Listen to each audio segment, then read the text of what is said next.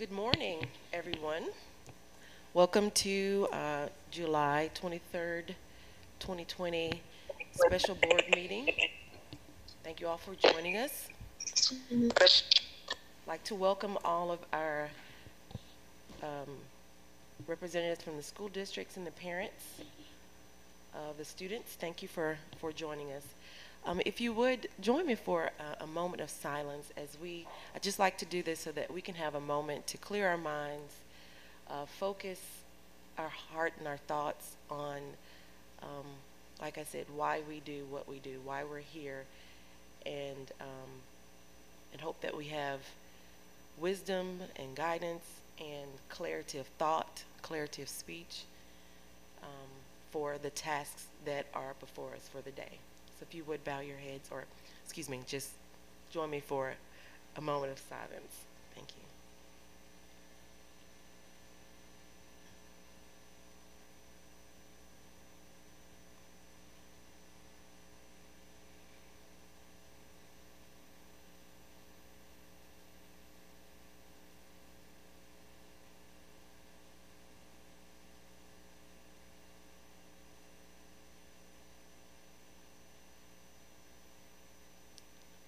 Okay, thank you.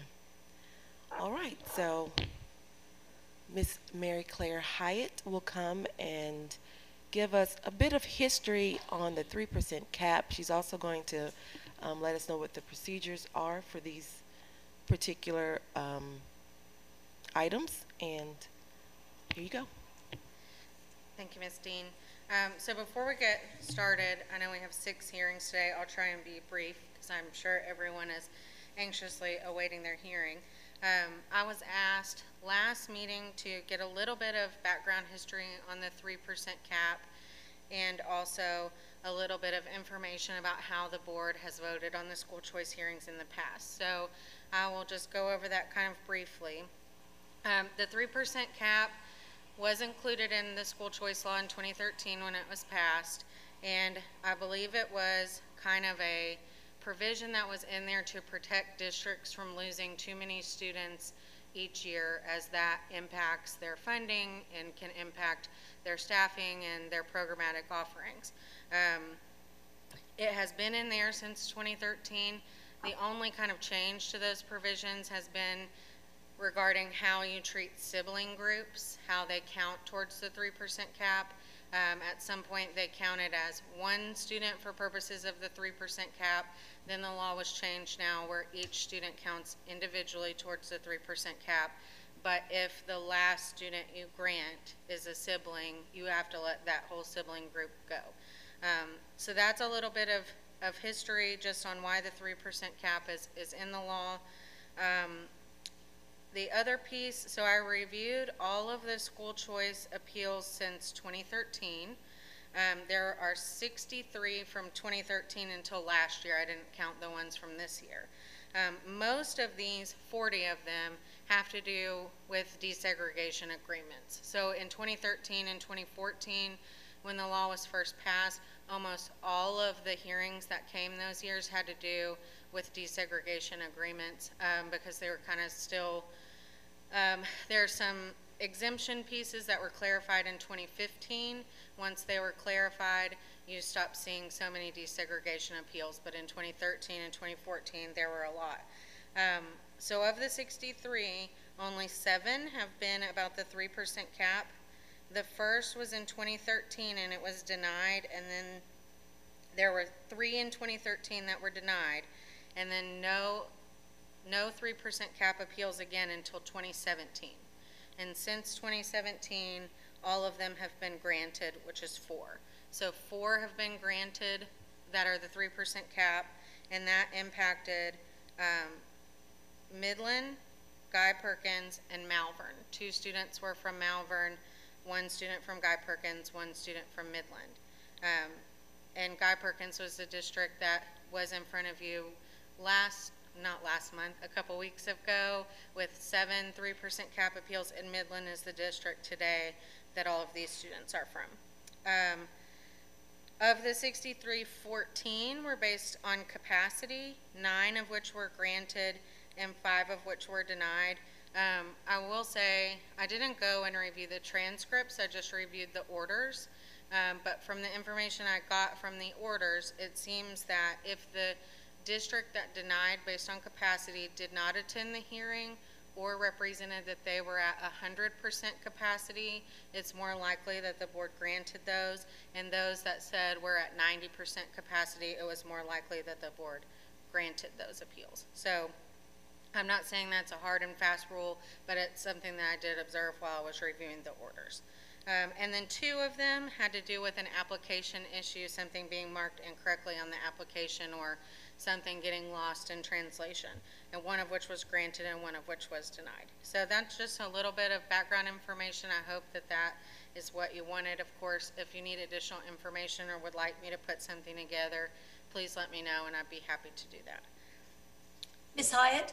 Yes, this is Susan Chambers. Could I ask a question? Just could you clarify or say again how we voted relative to the 90%, 100%? Sure, and I want to just be clear. I don't think it's a hard and fast rule that you guys have followed. It's just an observation that I made when reviewing them. But a lot of the capacity appeals that you granted and allowed the student to transfer, it seemed that they were at 90% capacity or around that, or the district didn't show up to the hearing. The ones that you've denied, I'm getting my words mixed up. The ones that you denied and did not allow the student to transfer, for the most part, the district represented that they were at 100% capacity. And most of those were Whitehall. Almost all of them were Whitehall. So I've got a list of all the districts. I'm happy to send it to you and the years if you're interested in that information, but I won't go into detail now, if that's all right. So much, Ms. Hyatt. That was great information. Appreciate it. Ms. Hyatt, quick question. This is Adrienne. When you talked about the 4 that have been granted since 2017, does that, I just want to confirm, did that include the ones from a few weeks ago? Or is that in addition to the ones from a few weeks ago? It's in addition to. So I did not include in this information any of the appeals from this year. I just looked at 2013 through 2019.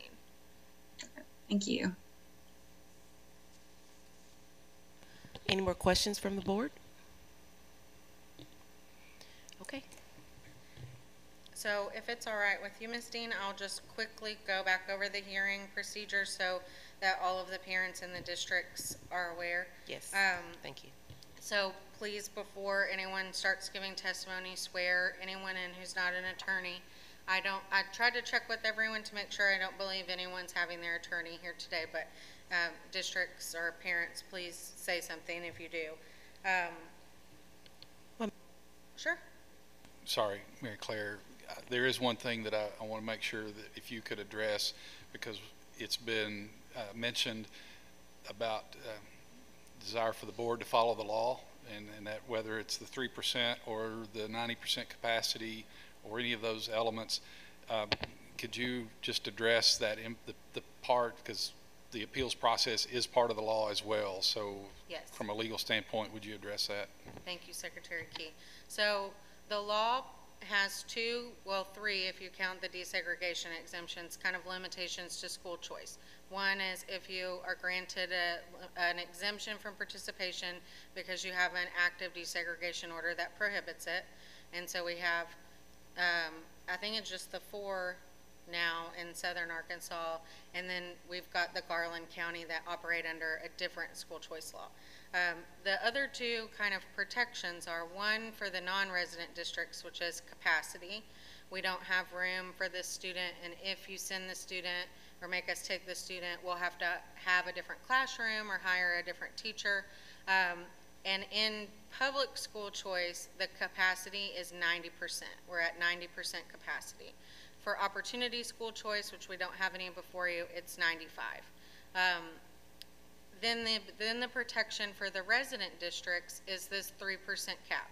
So we put out a list every October that shows what the district's 3% cap is based on their enrollment from the previous year, and that's the limitation on the number of students that they can release. So it protects them from losing too many students per year.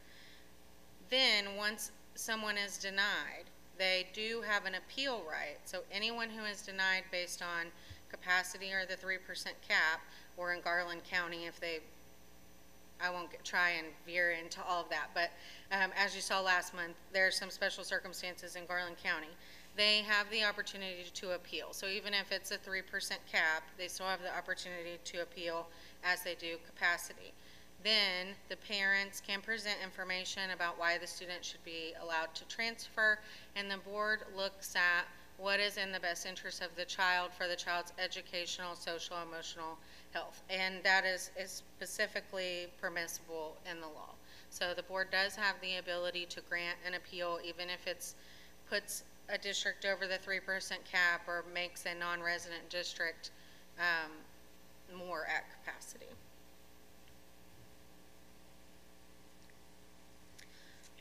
May I ask a question? This is Sarah. Mary Claire, so last month and this month we have instances where the person seeking the transfer never attended the home resident district in the first place.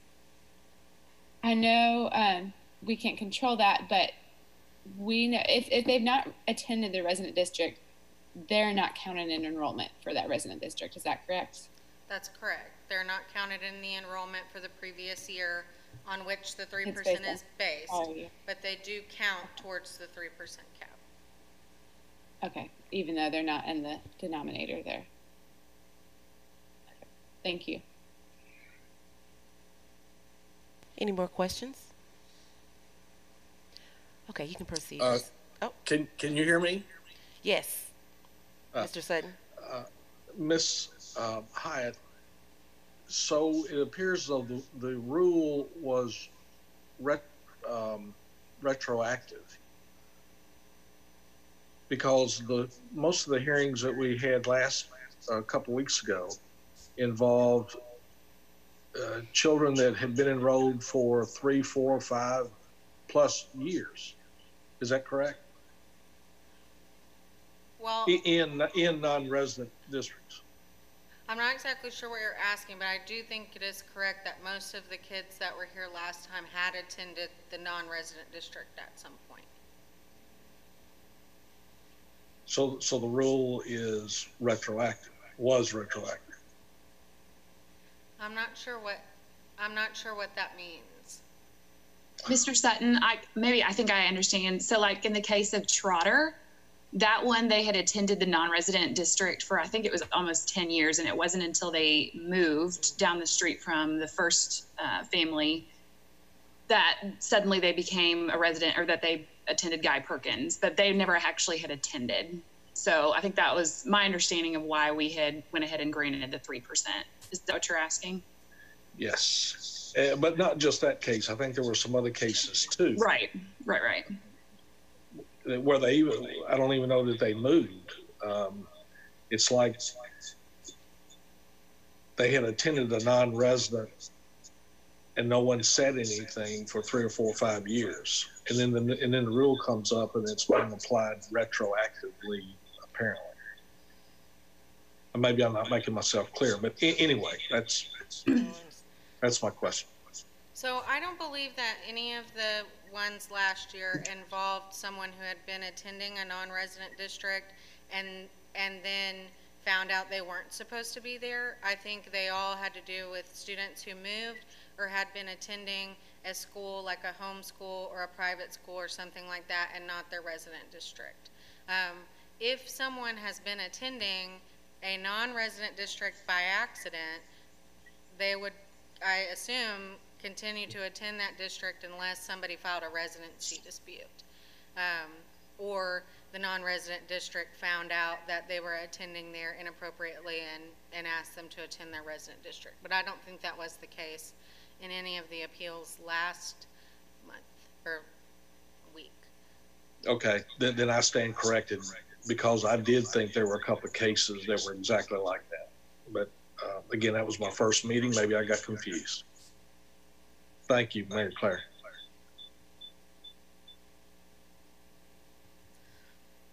So if there are no other questions, I'll just go over the hearing procedure really quickly. Again, swear before having anyone testify. Then each party will start with the non-resident district, then go to the resident district, and then the parent, and I'll be sure to tell you who is who on each hearing. We'll have 5 minutes for just an opening statement where you can kind of say whatever you plan on presenting. After that, every party is given 20 minutes following the same rotation. There's absolutely no requirement that you use all of your time if you've said everything that you need to say, and the board may ask questions at the end of the hearing, or if you've got questions during their time, I think that's fine also. After the conclusion of the testimony, you can continue discussing, asking questions, and then make a decision. And I do think similarly to I keep saying last month, I'm sorry, 2 weeks ago, we do have one family where there are 2 children. It's fine if you want to discuss those children in the same hearing, but it would be my preference that you make 2 separate motions. So if there are no questions, we can proceed to the first hearing, which is a school choice appeal for Jennifer Warren. Amy Warren is the parent, and I do see her here on the Zoom. Midland School District is the resident district, who I also see, and Pangburn School District is the non-resident district. This was denied based on the 3% cap, and just in case we get into it, the other student who is related to Jennifer Warren is William Warren, and those are the number 1 and 2 on the agenda. So if you'll swear everyone in, and then we can start with Pangburn. Okay. If all parties will raise your right hand. Do you swear or affirm that the testimony you're about to give shall be the truth, the whole truth, and nothing but the truth? Yes. Yes. I do. Thank you. And if you would mute your Zoom until it's time for you to speak, because I think we're getting feedback here. So if you would mute until it's time for you to speak. We're going to begin with the non-resident school district, which I think that's Pangburn. Yes, my name's David Rowland, and I'm the superintendent with the Pangburn School District. Welcome, Mr. Rowland. Okay, thank you. We received word from the Midland District that this freedom was denied based on the 3% cap.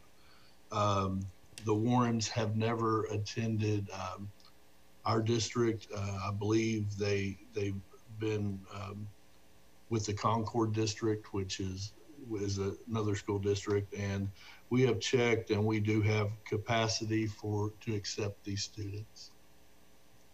Okay, thank you. And the resident school district, Midland. Who do you have for Midland? Yes, good morning. Good morning, Mr. Bryant. Welcome. Nice to have the opportunity to address the board this morning. I am Dr. Bruce Bryant, superintendent at Midland.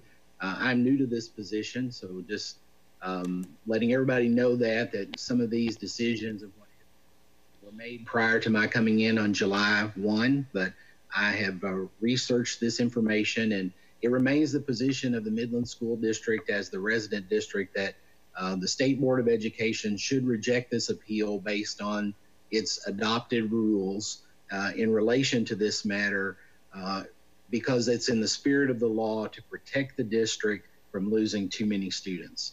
And I'll share more information in our presentation. Thank you, Madam Chair. Thank you. And Ms. Warren, you have 5 minutes. Welcome. Thank you for hearing me. I'm here on behalf of my 2 children. They do attend Concord at this time, but they have been there for 7 years, and they're asked to move to Pangburn. We tried to do a legal transfer in the middle of the year last year, and we were denied that, and we did our freedom of choice, and of course was denied. Basically, we love Concord School. There's not a issue with the education. We have some bullying situations that's been going on for about 3 years now, and it's just we've had enough. We can't do it anymore, and we need to move districts.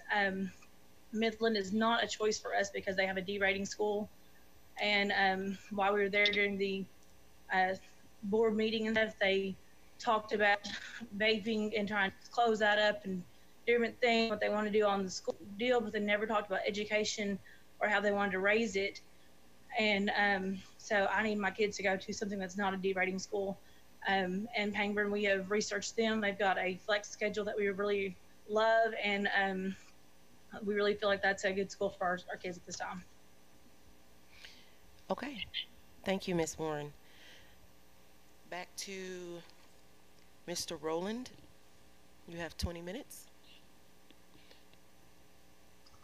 Okay, really, we would support this family if they were able to attend our district. We do have a School of Innovation, which does have a flex schedule, which gives the students a lot of options for their education. You know, these students never attended the Midland district, so I don't see where this is affecting their enrollment, and we will support whatever the board will decide. We will definitely back that up, but we would appreciate the opportunity to work with this family. Thank you. Thank you, Mr. Rowland. Dr. Bryant, you have 20 minutes. Thank you again.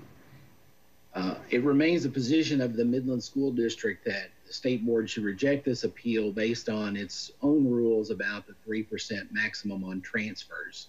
The purpose of that rule was to protect districts from losing too many students. And while it is the right of parents to appeal, that is a part of the rules, and we realize that, it is the district's position that the board should protect the financial interest of this and follow the spirit of those protections.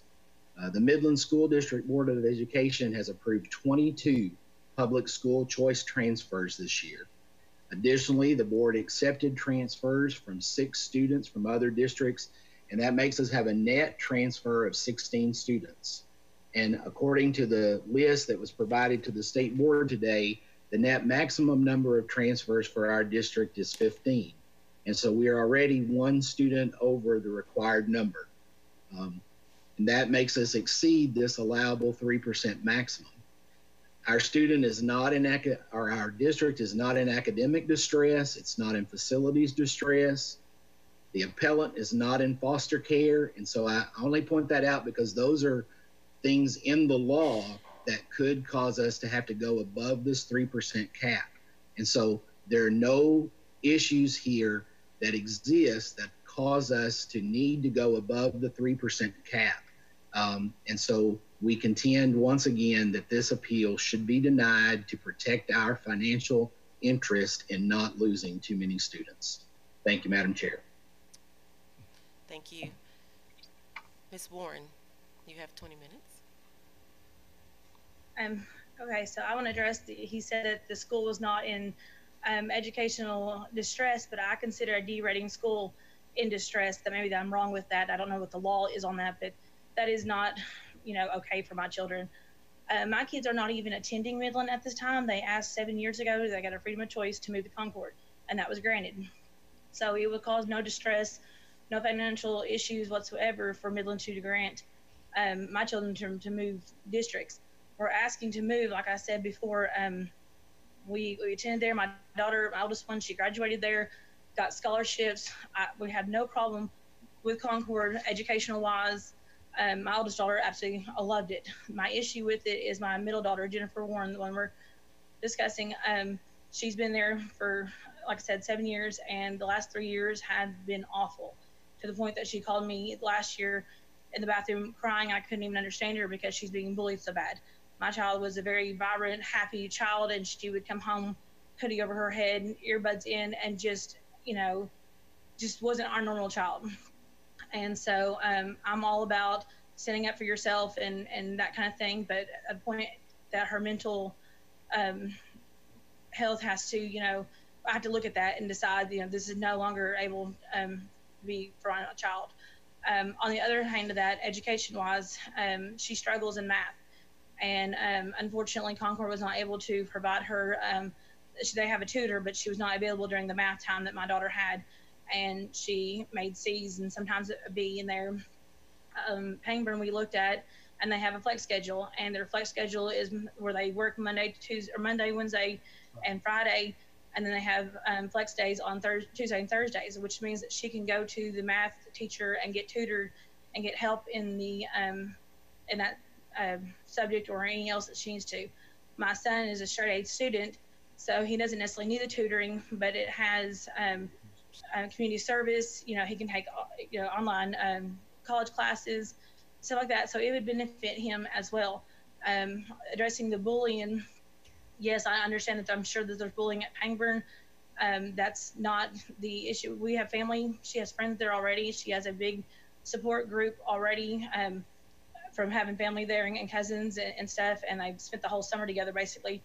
And so I don't believe that we're going to have any issues with that. And I did let my children know that if we do move to Pangburn, if we were granted, that there will not be another move. They will graduate from this school.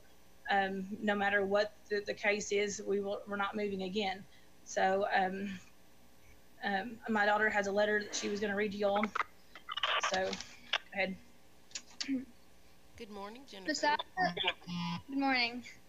Besides the amazing academic opportunities that Pangburn provides, I have many friends there who support me emotionally, which I did not have at Concord. While Concord does have a good educational system, bullying is a very bad problem there, and their tutoring is not the best. I have been bullied by a group of girls in my grade that I used to call my best friends. They started doing bad things such as drugs, and they were not happy that I wouldn't do these things with them, so they started bullying me. This has been happening for around 3 years now. This year I figured it would be better because 2 of the 3 girls had moved schools. However, soon after school had started, they moved back, and the bullying then got worse. It was a very hard year, and the things got really rough. But I feel like Pangburn would be a better choice because they can help me emotionally and academically. Thank you, Jennifer. All right. William, stop. Pangburn, they have a system there where they can bus us to ASU, so I would be able to graduate with an associate's degree, which would get my 2 basic years of college out of the way, which would let me get more, I guess, majors as I was younger. So. Thank you, Sir William. That's it. Thank you, Ms. Moore. Thank Appreciate it. Okay, we've heard from the Warren family, both Jennifer and William, and their mom, Ms. Warren. Do we have any questions from the board?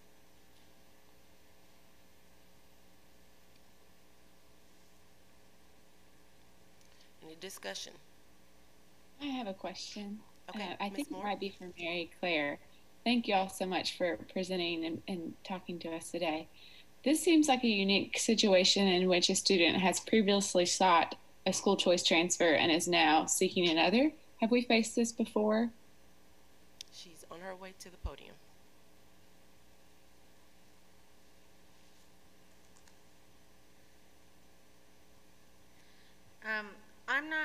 I don't believe you have, and it is a unique situation, but once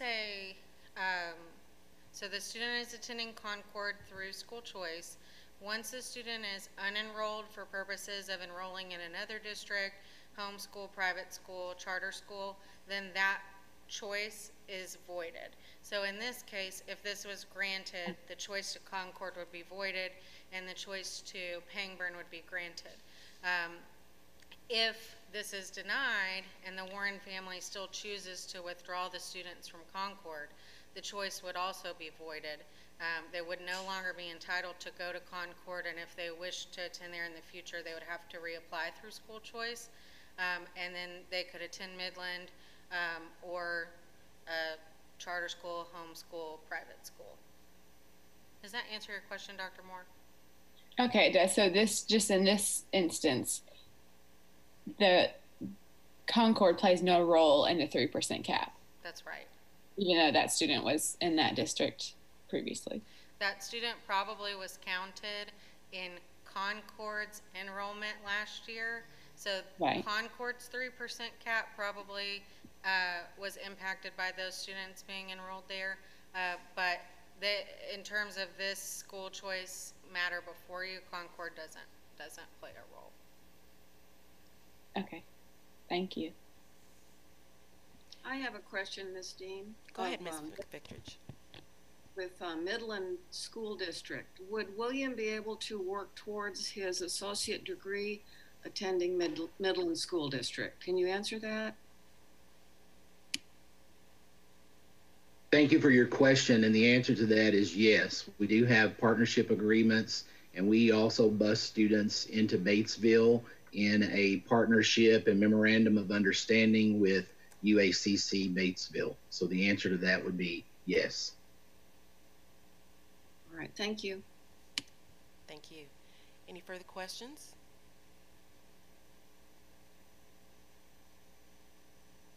Any more discussion?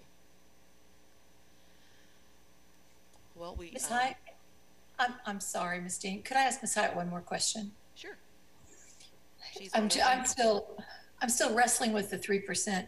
So when these students weren't enrolled in Concord, they became part of the count for Midland by virtue of residence, because I wasn't even sure how Midland knew to count them as students and towards the 3%.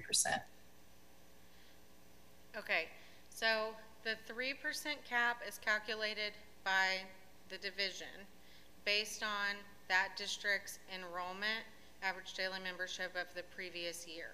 So we calculate it, and then we put out a commissioner's memo that says, Midland, you may lose 15 students, Guy Perkins, you may lose 10 students, and then they follow the information that we provide to them.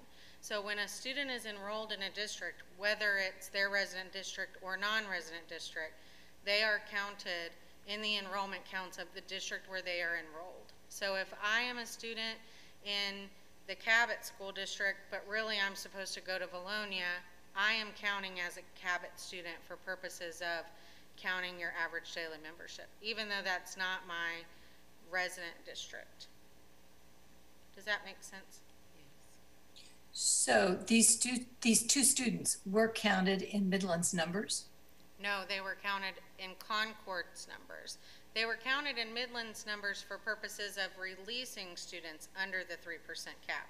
So when you're calculating the 3% cap, you look at the number of students enrolled in a district, and then we say, Midland, based on your enrollment of X amount of students, 3% of those is 15.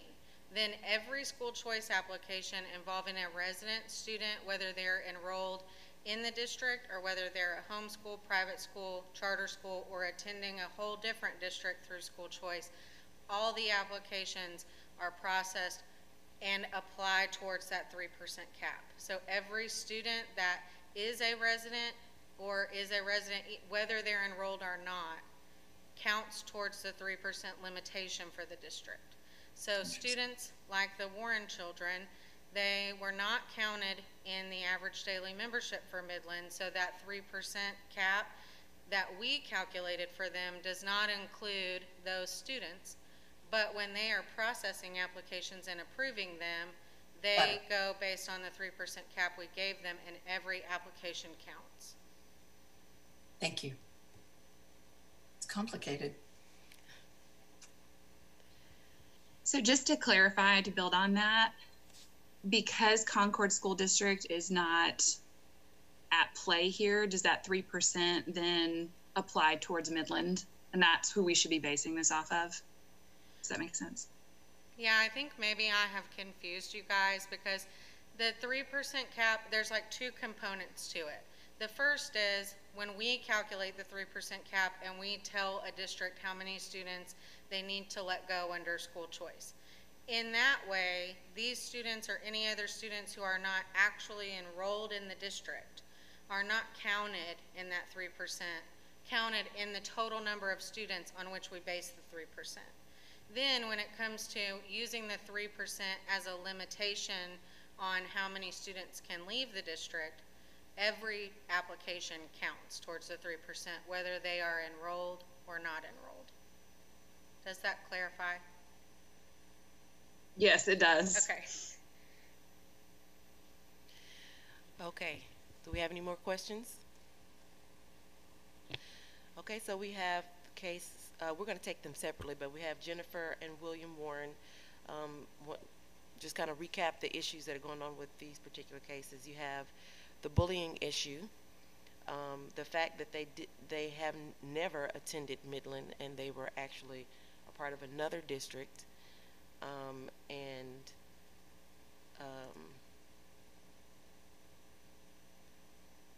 the fact that Midland is at 16, which is one over their 3% cap for releasing students. Just a reminder that, as Ms. Hyatt said earlier, I'm glad that Mr. Key pointed that out. The appeal process is part of the legal process for parents to advocate for their children. So, and we've legally been given that opportunity to make discretion, to use our discretion toward those decisions. So we take everything into account, the physical, emotional, psychological, and educational health aspects of that child or those children. So in this case, we've got 2 students in the same family. We will take the cases separately. So with that information in mind, I am looking for a motion. Ms. Dean, Yes. I have a question, and then I'd like to make a motion depending on the answer. So to Ms. Hyatt's last explanation, the Midland School District does not lose existing income if these students are allowed to go to Pangburn. They lose potential income if they were to be added to the district. Is that true? Yes, ma'am. That is correct. Okay. Then I'd like to make a motion to grant the appeal for, and we're taking one student at a time? Yes, ma'am. This is for Jennifer. Right, for Jennifer. Okay. We have a motion to grant the appeal for Jennifer Warren. Do I have a second? Oh, I'm sorry. That was by Ms. Susan Chambers. Do I have a second? I'll second that. Seconded by Ms. McFetrich. Do we want to do a roll call? Okay. Let's just, all in favor, say aye. Aye. Aye. Aye. Any opposed? Motion passes. For Jennifer Warren, okay, and then William Warren. Need a motion for William Warren. I move to grant the appeal for William Warren. Move to a motion to grant the appeal for William Warren by Ms. Susan Chambers. Second. Second. Seconded by Ms. McFetrich. All in favor, say aye. Aye. Aye. Any opposed? Seeing none, motion passes. Congratulations, Warren family. Thank you all so very much. You're welcome. Thank you. And thank you, Mr. Rowland and Dr. Bryant, for joining us today. Okay, but you'll be staying with us for the next few. Okay, Ms. Hyatt. So the third agenda item, it is the appeal for Grayson Bridges. Amy Bridges is the parent, and I saw her earlier. I believe she's on the Zoom. Okay. I'm not seeing her now. Oh, yes, I am. I see you, Amy. And Midland School District is the resident district. Midland is the resident district for everyone today except for the very last one. And the non-resident district is the White County School District, who I also see on the Zoom. And again, this was denied based on the 3% cap. Okay. All right, Ms. Bridges, if you will raise your right hand so I can swear you in. Do you swear or affirm that the testimony you're about to give shall be the truth, the whole truth, and nothing but the truth? Yes, ma'am. And I'm sorry, who do we have from White County School District? My name is Dean Stanley. I'm Superintendent of White County Central School District. Mr. Stanley, thank you. I'm sorry, I couldn't see if you were sworn in. Let me just do that again. All the parties included, do you swear or affirm that the testimony you're about to give shall be the truth, the whole truth, and nothing but the truth? Yes. Okay, thank you. All right. Mr. Rowland, you have 5 minutes. Oh, I'm sorry. Excuse me. Mr. Stanley. Got it better confused. Thank you. Go ahead.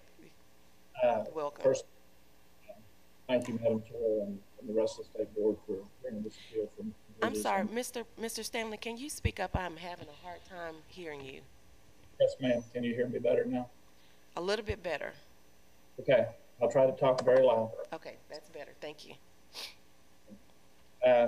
Thank you to Madam Chair and the rest of the State Board that you would hear this for the Bridges family.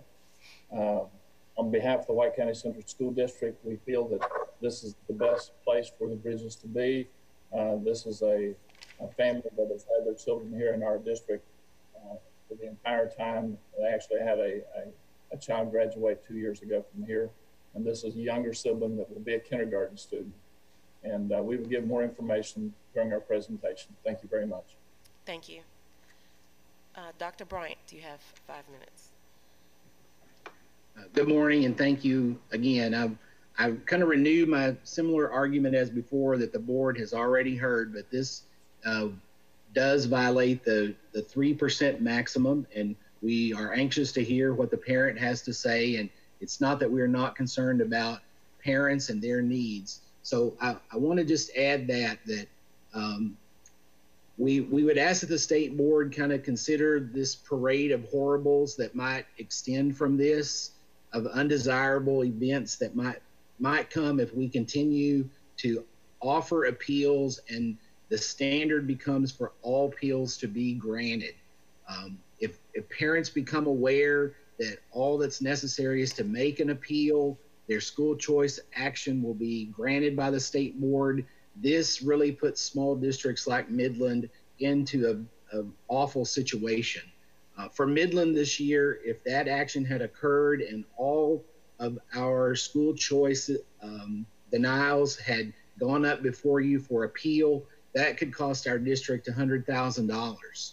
It would be draining on our small district, and we're trying our best to stay afloat, to provide the education that schools really do need. And we further believe that this could begin to create ethical and other violations of the law if you truly don't consider each of these matters individually. And so I'm just encouraging you today to consider those things individually and to also listen to a district that's pleading with you not to continue to allow schools choice to make an exodus out of our small school in Pleasant Plains, Arkansas, and in Floral, Arkansas, since we are a consolidated district. So those are my arguments to you this morning, and ask once again that you deny the appeal. Thank you. Thank you. I just want to interject there. That's one thing that we've emphasized on every single one of these cases, every time this comes before the board, is that we take each case individually. Each child is different. Each circumstance in each family in each district is different. And I believe this board has done that consistently, which is to look at the case of each child and figure out what is best for everyone involved. But our focus is on what's best for the children. But we do take each individual case and we look at all of the issues surrounding that case. So thank you for those comments. And Ms. Bridges, welcome. You have 5 minutes. Thank you, Ms. Dean. While I do emphasize with Dr. Bryant, because I myself was a Midland graduate of 1995, it is a small school, but so is White County Central. And there is extenuating circumstances, I believe, in Grayson's situation, which I'll go into when I get my 20 minutes, but each child is different, and I believe that this instance does make a lot of difference and on why I have requested a transfer to Central. Right. Thank you, Ms. Bridges. Okay, Mr. Stanley, you have 20 minutes for a presentation. Thank you, ma'am. You're welcome. First of all, Ms. Bridges turned the appeal into us on April the 1st, which was the deadline day, or the beginning of the deadline day. our board met on April the 27th to act on all April transfers, and we sent the form into Midland after that, and apparently by that time it was already over the 3% cap. So first of all, she was very, very much on punctual time as far as getting the form turned in. She did it on April 1st with us. Secondly, this child, as I stated before, is a kindergarten student, has never been at Midland, does not necessarily affect their funding this year. As was pointed out before, this would be future funding only. As I mentioned before, they had a son that graduated here a couple of years ago that had attended here all along. So this family is a longtime member of the White County Central community. I think the parents are involved with jobs that are located in Searcy. And as a result of that, they would be headed south towards our campus, towards Searcy for their workplace. And if they had to go to Midland or actually to Floral in this case, it would be a long trip in the wrong direction from their workplace. So I would ask on behalf of the family and behalf of this child that they be granted the transfer to White County Central. I appreciate your time. Thank you, Mr. Stanley. Dr. Bryant, you have 20 minutes. Thank you again.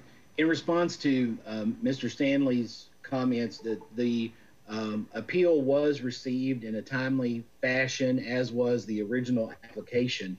However, as we track those per the rules that are promulgated and adopted by the state board, this particular application comes in as number 41 of all of the applications that we received, all the way down in May after the appeal and whatever was dealt with.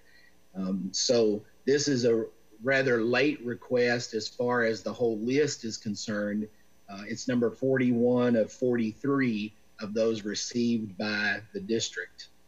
I do understand that this student has not been a member of the Midland School District, but I would add to you at this point in time that if we consider kindergartners having never enrolled here, that's all well and good, but this year we have lost what would be equivalent to an entire class of kindergartners to school choice because of sibling connection or because of the 15 cap that's a part of the 3%. So it's hard for us to add these students to us and make them members of our school district when we are losing an entire class of kindergartners each year to school choice. So that's a difficult process for us. And so I go back and reiterate that this is detrimental to Midland Public Schools in relation to our financial position, to continue to allow students above the 3% cap to be released to other districts. And therefore, we recommend again that the state board deny this appeal. Thank you, Madam Chair. Thank you, Dr. Bryant. Ms. Bridges, you have 20 minutes. Thank you. Just for Grayson, since her birth, she has been at all extracurricular activities at White County Central School due to her brother and her cousins all attending that school. She has grown up in that community, familiar with the administrators. She has spoke with Mr. Stanley. She has spoke with the elementary principal, Ms. Sturdivant, the teachers, the staff, as well as the campus itself. She is very familiar with that campus. Her father and I both work in very close proximity to White County Central School. I work within 10 miles. Her father works within 6. In contrast to me being 32 miles away from my child, with her being in Floral and her father being 26 miles away. Our residence is actually 0.2 miles from the White County Central line. I can step out onto my driveway and throw a rock and hit the school line. It's on my way to work. Therefore, it's most feasible to me to drop her off at school, and with her being able to, and I have an enormous amount of family in and around the White County Central School District. So she could be able to be picked up every afternoon. And if she has to ride the bus, it's only just right down the road from one of our family members. Emergencies will happen. I mean, she's 5 years old. Emergencies will happen. But if she went to the Midland School District, there is absolutely no one that is close enough to go pick her up if me or her father is not able to. If she went to White County Central, she has aunts, cousins, brother. Her brother could go pick her up. That is just right there. I have worked with children for 20 years, over 20 years. I worked with the White County Juvenile Office and been here for 21 years. It is my experience that children thrive in a community and environment in which they are comfortable.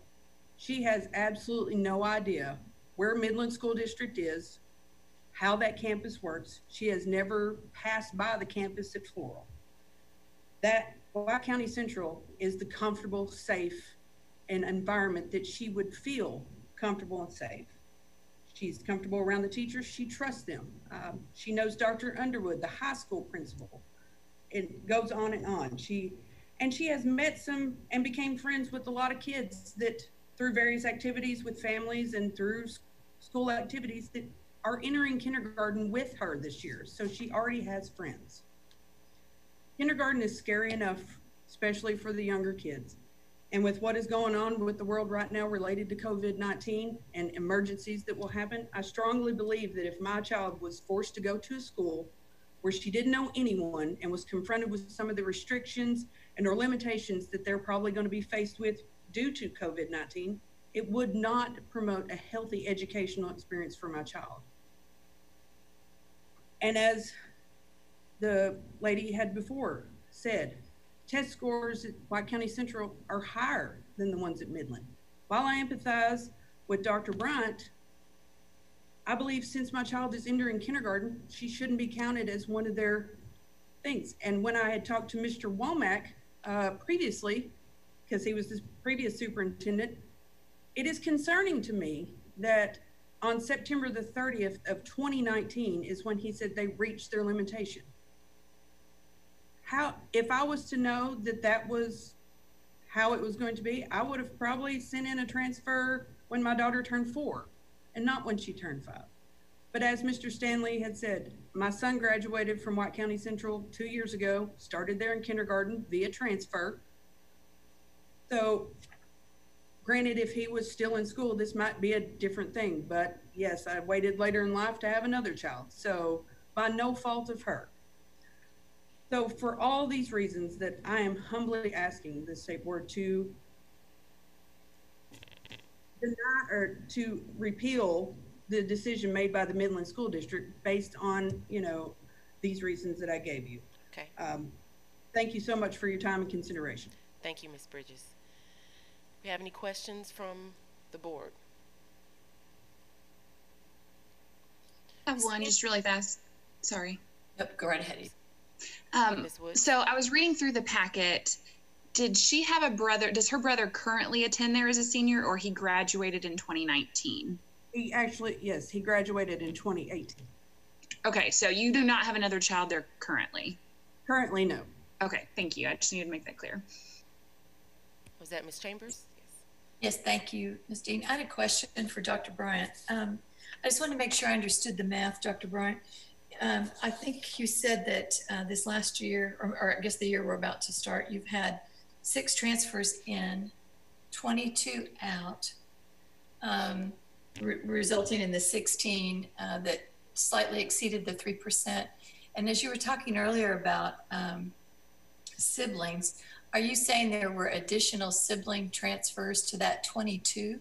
And if so, how many students did that amount to? No, ma'am. That would include the siblings within that number.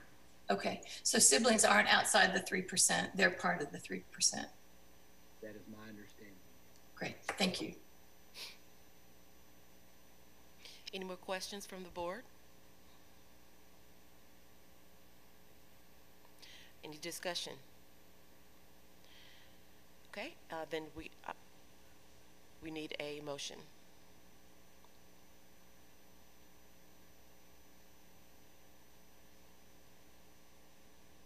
I move to grant the appeal. Grayson Bridges. I'm sorry? I move to grant the appeal. Okay, we have a motion to grant the appeal from Susan Chambers. Do I have a second? Second. Seconded by Dr. Hill. I said second, but oh, okay, I'm sorry. I couldn't tell. It popped up. Dr. Hill popped up. Okay, Dr. Moore seconded. Do we all in favor? Say aye. Aye. Aye. Any opposed? Aye.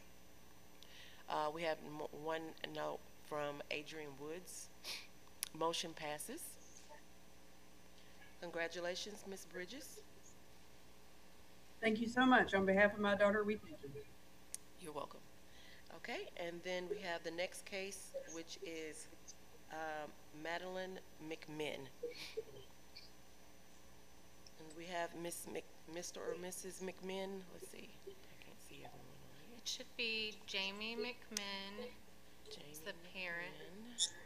I'm Sam, and my wife Jamie is here as well. Oh, there we go, Sam McMinn. Okay. There we go. And then we have Mr. Rich from Southside School District. I know I saw him earlier. There he is. Yes, I'm here. Okay. If I can get everyone to raise your right hand. Do you swear or affirm that the testimony you're about to give shall be the truth, the whole truth, and nothing but the truth? Yes. All right. We'll start with Mr. Rich from the Southside School District. You have 5 minutes. Welcome. Good morning. Appreciate you having us this morning. Good Thank morning. you, Madam Chair. Can I get you to speak into the mic a little bit and maybe you can pull closer because we're having a hard time hearing you. Okay, can you hear me okay now? That's better, yes. All right. Thank you, Madam Chair. Thank you, Board. I'm Roger Rich. I'm Superintendent of the Southside School District. And McMinn family had turned in their Freedom of Choice application, I believe, on December the 30th. Southside School District had to deny based on meeting the 3% cap. And we welcome any child that wants to be a part of our school district. About a third of our students attend by school choice, and I think we have some creative, innovative opportunities for kids, and we welcome anybody that wants to be a part of that. Thank you, Mr. Rich. Dr. Bryant. Good morning, and thank you again, Madam Chair. We just continue to once again encourage the state board to examine the 3% cap rule that is a part of the rules, to examine each case on a case-by-case basis. And as in our previous position, we ask that the board deny this appeal. Thank you. Thank you. And the McMinn family. Madam Chair, Commissioner Key, fellow members of the board, good morning. Good morning. My wife and I would like to thank everyone for their time. We're here to speak on behalf of our daughter, Madeleine, regarding the Midland School District's denial of school choice for enrollment into the Southside School District. Midland School District did follow policy and denied our school choice request based off the 3% enrollment guidelines. However, we feel that our situation should not apply to the 3% cap. First, our daughter has never attended Midland School District. Our daughter was enrolled in Batesville School District in the summer of 2011. She attended Batesville schools through the fall of her 7th grade year.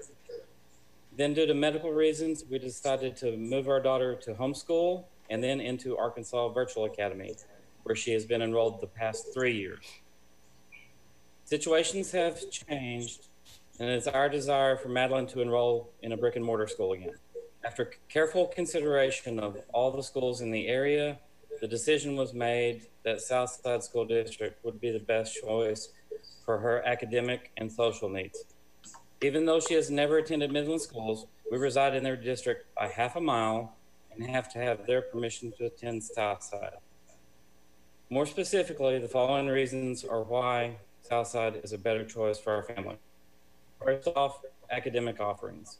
Southside offers more choices academically and socially for students. As mentioned earlier, in the most recent school ratings, Midland did receive a D rating, and Southside High School has a B rating. Our location, we live on the border of Southside and Midland school districts. Our daughter is now old enough to drive herself to school, and Southside is within a few miles of our house, while Midland is a 20-minute drive. Finally, My wife and I both understand that a student's success involves more than just a number. Madeleine has worked hard to be ready to return to a traditional school setting. We feel that it is important for her to be comfortable with the school environment to be successful. By not allowing her to make the decision for what school best fits her needs, we're not offering her the best chance at success. Thank you.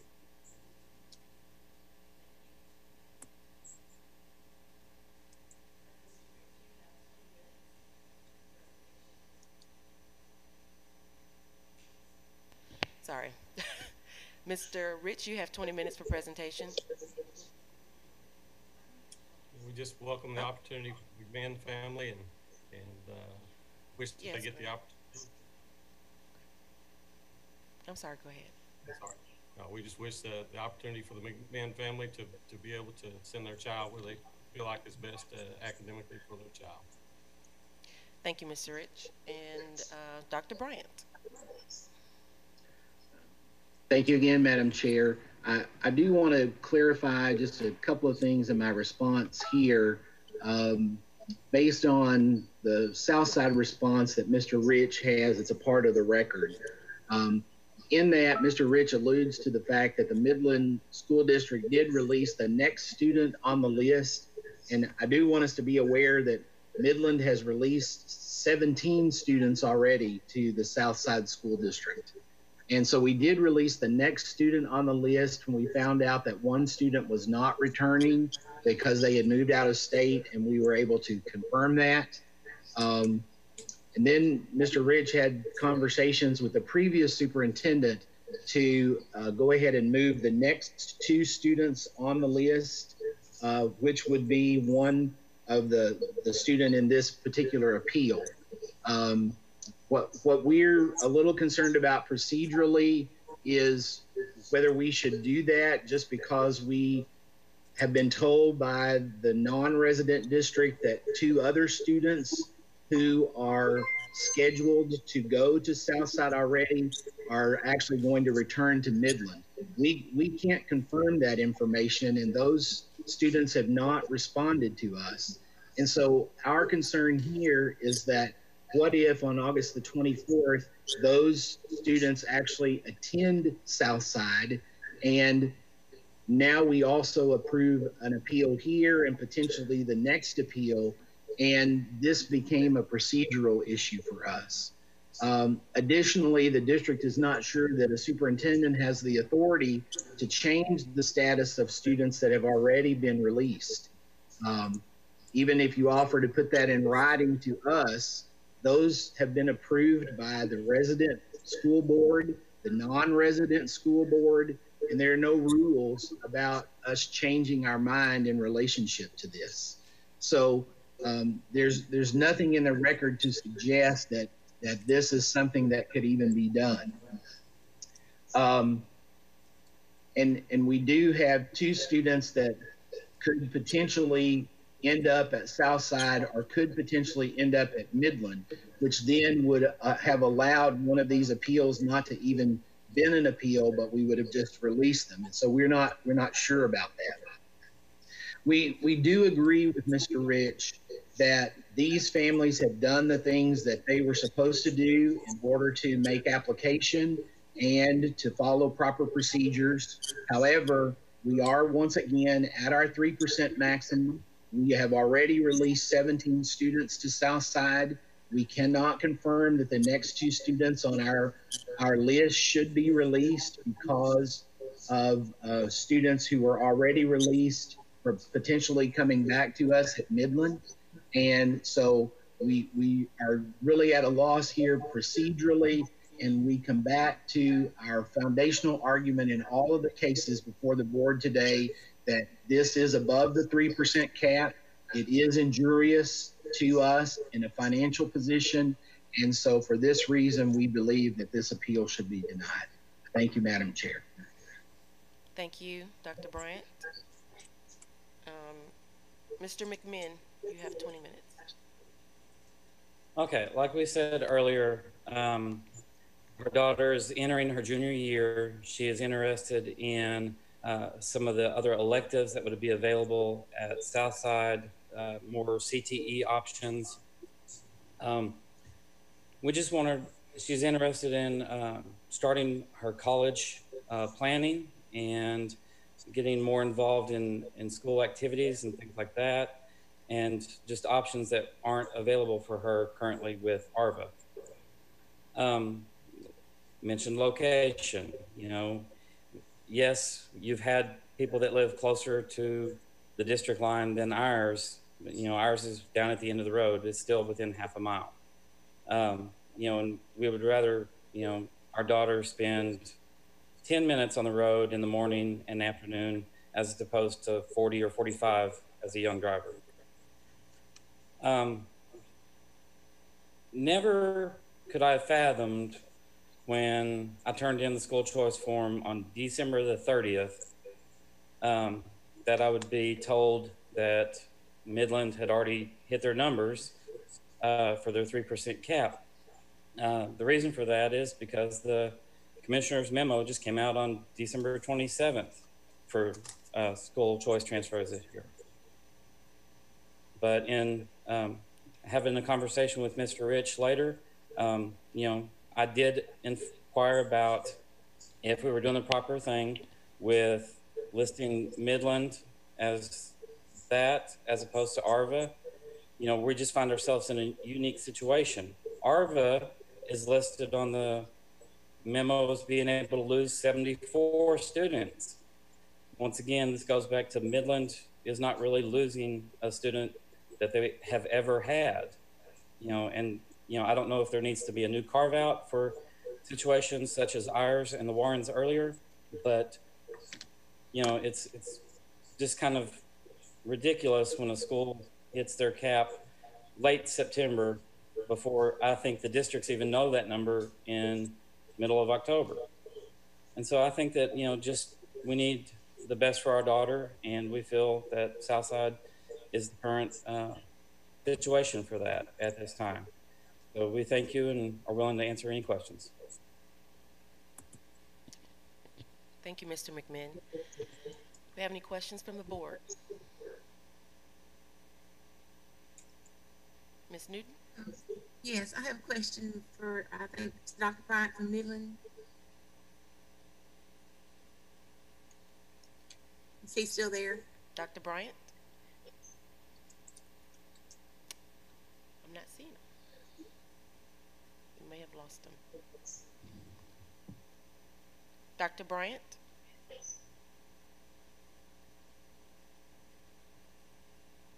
He may have stepped away for a moment. Does anyone else have? Maybe we can ask him when Well, I have another question. Okay. Could Mary Claire come and clarify about the question the parent just raised on the cap between Arkansas Virtual and the resident district? And the way I understand it, Arkansas Virtual would not be even considered if the parent had put that down. Is that correct? Yes, ma'am. I'm not sure why Arkansas Virtual was included on that list. They don't have resident students because they're an open enrollment charter school, so they wouldn't have a 3% cap. And one thing also is every school district, well, maybe not every school district, I'm sure some do it the same way, but school districts and boards are given the authority through the rules to adopt their own policy about school choice, including when they're going to begin accepting applications. So some begin in January, some begin in December, some begin in May of the previous school year and accept them on a rolling basis. So it just kind of depends, and it seems like Midland, and I'm sure when Dr. Bryant comes back, he'll be able to give you that information, probably starts accepting them at the beginning of the school year or at the end of the previous school year. So schools do it differently depending on their own policy, and that policy is adopted by their board. Dr. Hill, can you mute your, we're getting a little bit of feedback. Thank you. Sure. Thank you. Did that answer your question, Ms. Newton? Yes, on that. I still have a question for Dr. Bryant when he comes back. Okay, thank you. Anyone else have questions, comments, or Discussion? Dr. Bryant, there was a question for you from Ms. Newton. I see that he's unmuted.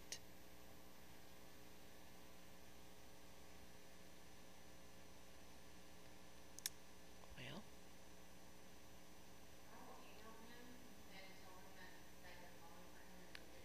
Okay. Okay, I think he's reconnecting. Okay.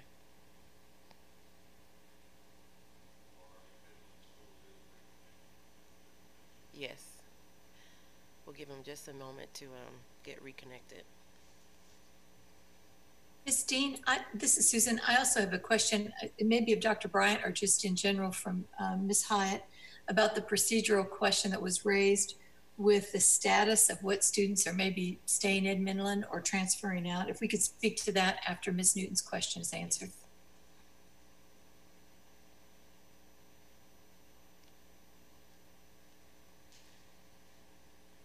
I was thinking somebody might have a question about that. So I believe in a previous version of the school choice rules and law, it required districts to have their boards approve these transfers. Right now, what the status of the law and the rules is that the boards must adopt a policy. That policy may include a provision that says the board must approve them, but doesn't necessarily have to. So that's just one kind of clarifying thing. It sounds like Midland and a couple of the others that have talked today are still having their boards approve their school choice applications. So the law allows, I'm going to try and be very clear, but because it gets confusing even in my own mind. So when students apply and are denied based on the 3% cap, they retain priority until July 1st. Because students may say, I want to transfer out of Midland and go to Southside and then change their mind or move out of state or move to another part of Arkansas. And then students who are retaining that priority may be released. So additional students may be released. So say you release 10 students under school choice, then hit your cap and you've got 50 on your retaining priority until July 1st list. If 5 of your 10 decide not to school choice, you would be required to release an additional 5 students so that you're still meeting your cap. That priority ends on July 1st. So after July 1st, if you receive information that somebody's not transferring, you would not be required to release them. I guess it kind of depends on what your board's policy is on that, because just reading the rules and the law, since the rules and the law don't place a requirement on the board approving things, if that's in your local policy, you would have to do it, but the law doesn't require it. So the procedure piece might be different based on what the local policy is. But if your local policy doesn't require your board to approve things, the procedure would be the district itself, the superintendent would release those additional students by the July 1st deadline. If their board has to approve it, then they should be going through the process to do that still by the July 1st deadline, because it is in law. I hope that was clear. It was helpful. Thank you.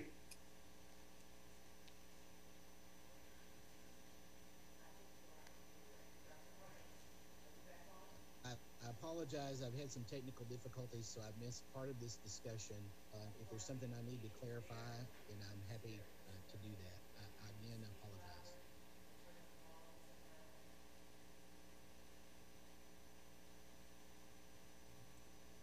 I'm not sure if you're ready for me or not. I couldn't hear you, Ms. Dean. Dr. Bryant, my question is, and I got a little bit unclear in the last comments, was have you released 22 students altogether?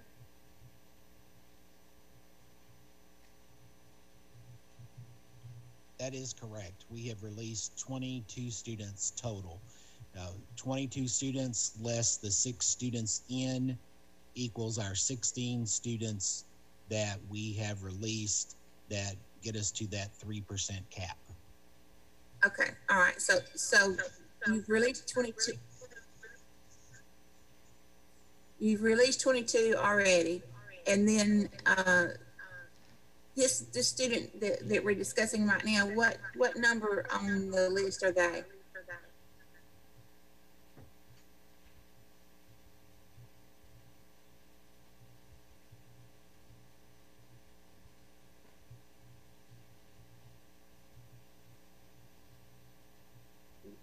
Did we lose him again, or am I muted? No. Yeah, Madam Chair, if we could say, Dr. Bryant, you have 2 links open right now, and our tech expert says if you could close both those links and re-log in again to the Zoom, that may be able to correct the sound problem that we're having.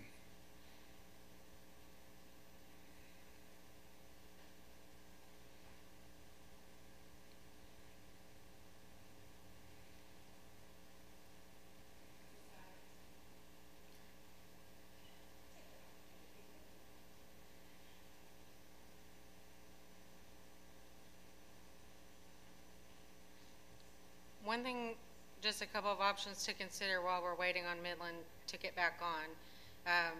You can postpone this and come back to it, and we could do Cooper E-Step, which does not involve Midland, which is the reconsideration of the Guy Perkins and Greenbrier one that's last on the agenda, or we could take a short break and give them an opportunity to reconnect. It's up to the board, but you have flexibility. I think that I'm back. I again apologize. Mrs. Newton, can I hear your question again? I'll try to answer that. Yes. My question was that you had released 22, and I was clear on that now. And then what number is this child that we're discussing right now? This student would actually not be the next student on the list, but would be the following student on the list to be released. Okay. The student that appeals, whose appeal will be heard next, is the next student on the list. All right, and then the question was, and I wasn't real clear on this, are you getting word that you have 2 students that are coming back to Midland that would be, instead of a +6, would be a +8? Mr. Rich has informed us that he believes that there are 2 students who exercised school choice and were released, that they actually are now going to attend at Midland. Okay, so that would put you on. If that were the case, then this appeal and the next appeal would be moot. But I can't confirm or deny that at this point, and I have no assurance that if I were to release this student and the next appeal student, and these 2 students that Mr. Rich is talking about, if they actually show up at Southside, then I have no way to stop that. Am I making sense with that? If there was some method by which I was assured that these 2 students would be denied enrollment at Southside, and Mr. Rich has the authority to deny their access at this point, then this appeal is moot, and so is the next appeal. I'm more than happy to release them, but I don't feel comfortable doing that without having that assurance from Mr. Rich that he's not going to enroll those students and that he has the authority not to enroll those students. Mr. Rich, is my concern legitimate and understood? Yes, I understand your concern. Yes. Mr. Rich, do you have a response to that? Yes, ma'am. I spoke with then Superintendent Mr. Womack back in mid-June when I found out the 2 students were leaving. I offered to send a letter of denial to those 2 students that chose to remain at Midland to give them the assurance that Dr. Bryant's talking about. In his defense, he's not been there, but he at that time chose not to go that route, said his legal counsel had advised him of something else. But I'd be more than willing to write a letter of denial or whatever we need for the 2 that are going to remain at Midland. Okay, so if you wrote the letter of denial, then that would take care of this appeal and the next appeal. Is that correct? That's my understanding. Yes, ma'am. Okay. And may I, if I might interject, is that okay, Madam Chair?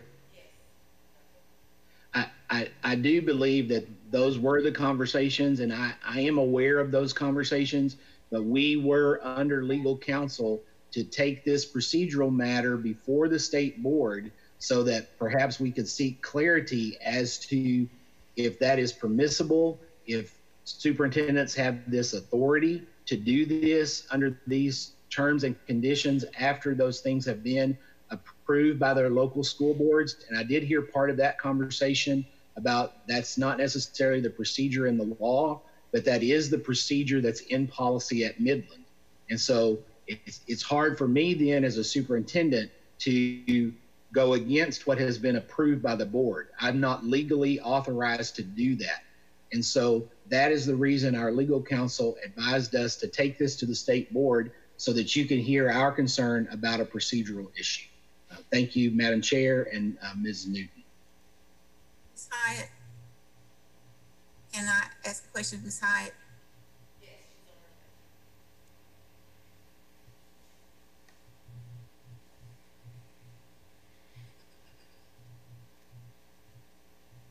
I don't know if she's there yet or not. Oh, so I'm here. Sorry, I'm here.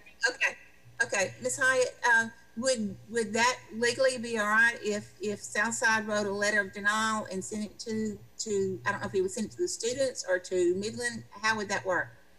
So it also depends on what their local policy is. So it depends on what their school choice policy says. If their board has to approve it, then they would have to go through those things. So without being familiar with their local policy and just saying from what the law and the rules say, the law and the rules definitely anticipate that some students who apply for school choice are going to decide not to exercise that, which is why we have that priority date of July 1st.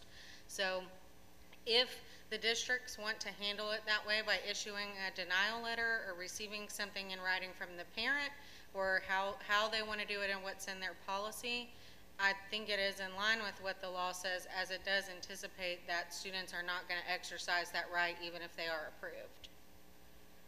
So if the districts chose to do that, would we need to take any action on either one of these two appeals today? I think it's kind of at the pleasure of the board how you would like to do it.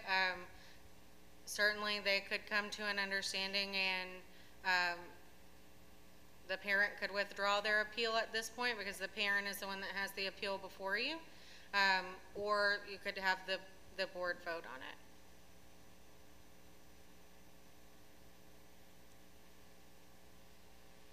Thank you.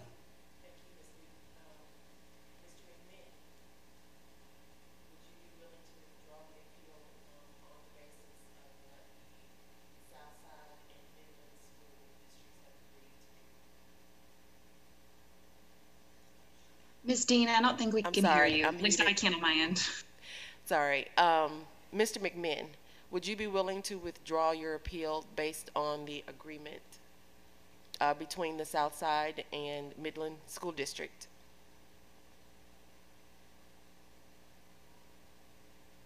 I feel it would be contingent on like a full guarantee that she would be able to enroll on Southside, in Southside. So if we can get Southside, Mr. Rich, so you definitely agree to deny those two students and make sure that the parents are aware of everything that's going on.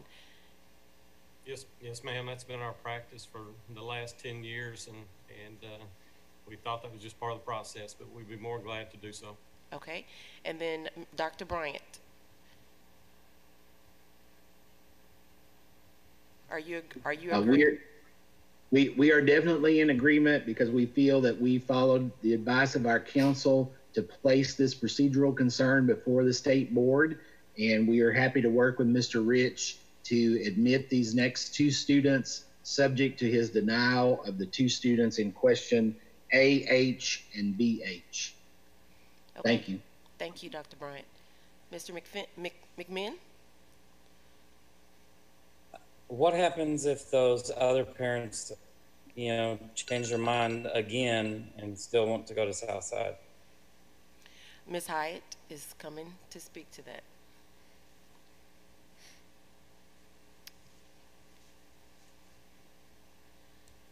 think my question would be, did the parents notify Southside or Midland in writing? If they did, I think that's sufficient. If it was something that was verbal, I would want to see something from the parents. So I guess that might be a question for Mr. Rich. The conversation was verbal. There's nothing in writing. I think that may cause an issue. And I'm trying to steer clear. I don't want to be giving any legal advice to school districts, just to the state board. But I do think it's important that we think about the fact that those parents are not here today, so they're not a part of this conversation.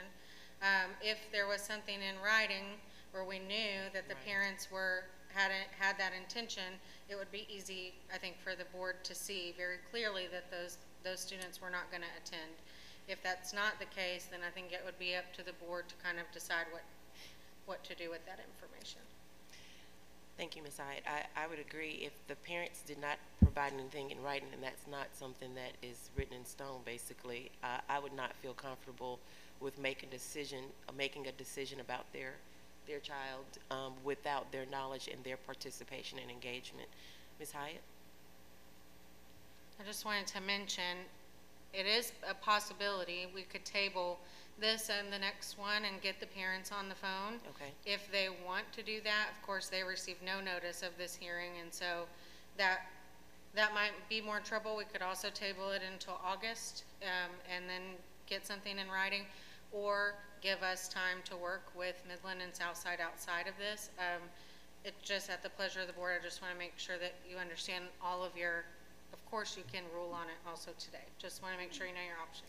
I do have a question. So if it were postponed to August at the latest, does that give all the parents involved an opportunity, ample enough time to make the decisions they need to be made for enrollment? So I believe they can still enroll at that point. We will have school choice appeals on the August agenda from other districts.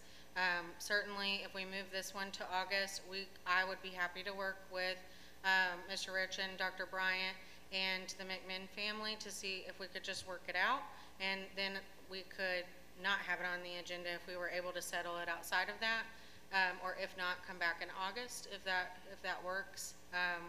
I'm hopeful that if we can get a hold, or if Mr. Rich can get a hold of those parents, we could have it resolved in the next day or so, and not necessitate coming back in August, but have that as a safeguard if we needed to.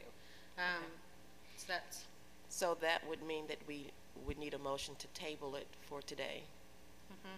You can do a motion to table it. You can vote on it today, or we could table it until later this afternoon and try to see what we can do in the next 20 minutes. Right.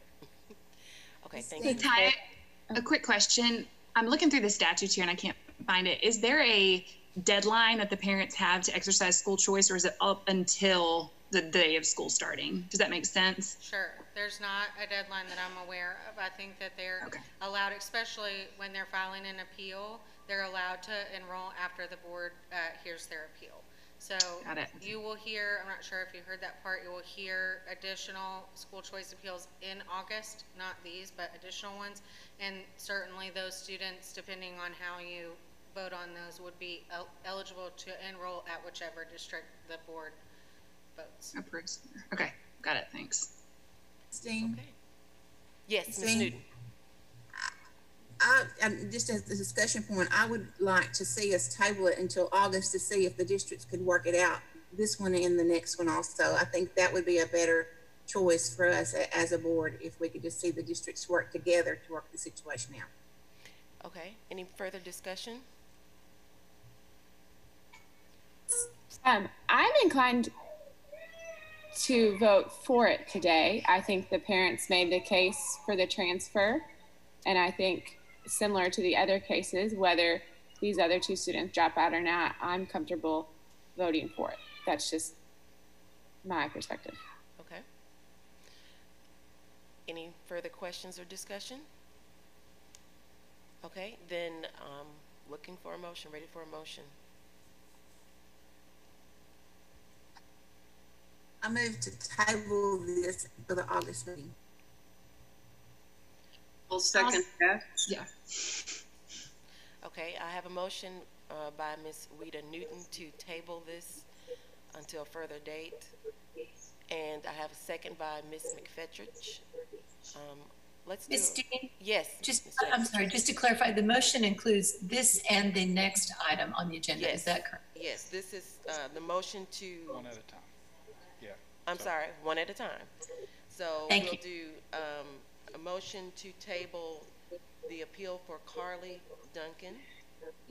No, sorry, Madeleine Mcminn first. Madeleine Mcminn would be the first case.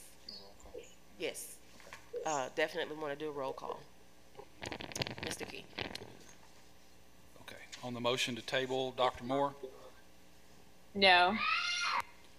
Mr. Sutton? Yes. Ms. McFetrich? Yes. Ms. Woods? Yes. Ms. Newton? Yes. Ms. Chambers? Yes. Dr. Hill?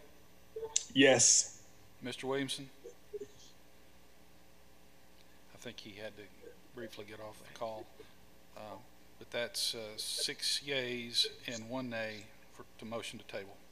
Okay, motion passes to table the case for Madeleine McMinn.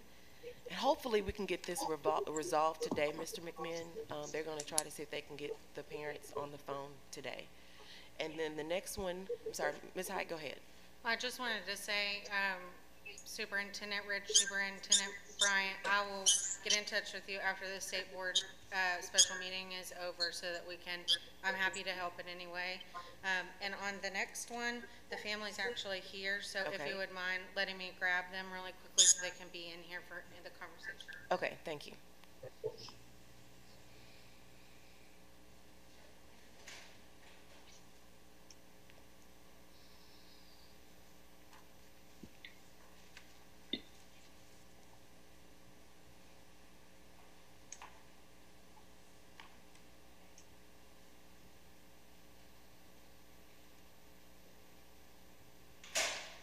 Good morning, Duncan family. Welcome. You're welcome. Okay, and so what we have on the table, so Madeleine McMinn, that was passed to table. So I'm looking for a motion on the Carly. I think, Madam Chair, probably would be appropriate for Ms. Hyatt to go ahead and introduce this item. Okay. And see if... I'm sorry, you're right. Yeah, go ahead and step through the process and with the introductory in the 20 minutes. Thank you. Thanks. So this is Carly Duncan. We have the Duncan family here. Brandon Duncan, and I'm so sorry. I don't know the mom's name. I'm so sorry. And also the same 2 districts. I believe this is the same situation we were just talking about. I'm not sure if the Duncan family had the ability to hear outside. They're shaking their head yes. So you can give everyone the 5 minutes and the 20 minutes, or the board can make a motion at any time. So okay, let's go ahead and hear from the family. All the parties for this case, if you would raise your right hand. And that is, let's see, Mr. Rich, Dr. Bryant, and Mr. and Mrs. Duncan. Shelley, thank you. Welcome. If you would raise your hand, do you swear or affirm that the testimony you're about to give shall be the truth, the whole truth, and nothing but the truth? Okay, thank you. All right, so we'll go through the procedure so that we can hear everything. We'll start with Mr. Rich. You have 5 minutes. Yes, I guess one of the questions I was going to ask and clarify, I know you have another case after this, if I'm able to get something in writing from that family before you finish today, or will these parents have to come back in front of you again, or is this something that we can take care of with Ms. Hyatt? Ms. Hyatt is coming, but okay, no, I can explain it. Yes, if you can get something today, that would be ideal. If you can get something today in writing, that would be ideal, and they would not have to come back as long as we have something in writing. Both families need some clarification and ready to move forward either way. And sounds like both districts are in agreement, and I will try to make sure I get that here in just the next few minutes. As long as it's resolved by the August meeting, they won't have to come back. So it doesn't necessarily have to be by the time this meeting ends, but the sooner the better. Yeah. I think we're all moving forward with the understanding that that's what's going to happen. But with the safeguard that if that's not what happens, they will come back in August. Okay, thank you. That's all I have. Thank you. Okay, Dr. Bryant.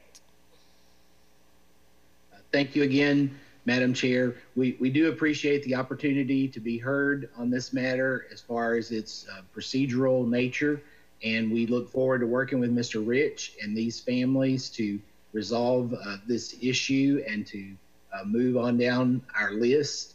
And we trust that Mr. Rich will get that information to us today. And is it my understanding then that the parents of McMinn and Duncan would simply need to just withdraw their appeals so that this matter doesn't actually come before the board again? Could I have a little bit of clarity on that? And again, thank you, Madam Chair. You're welcome. Ms. Hyatt is coming to answer that. Getting my steps in today. So if we table them and then I can work with the school districts and the families to resolve them, all I would need to do is just get a statement from the parents, even if it was in an email saying it's been resolved, I no longer wish to move forward. We were able to do that with several other appeals that didn't come before you before they made it to this point. So the procedure, Dr. Bryant, would essentially be, I will work with you and the families and make sure that we get everything worked out. If we do, it won't end up on the August agenda, and the families will just have to put something like a sentence in writing that says the student has been accepted, the issue is resolved. If for whatever reason it does not work out, they would have the option then to come back in August and finish presenting their appeal. Thank you, Mary Claire. Thank you, Madam Chair. You're welcome, Dr. Bryant. You have an opportunity. You have 5 minutes. Yes, if you would go to the podium here and state your name for the record.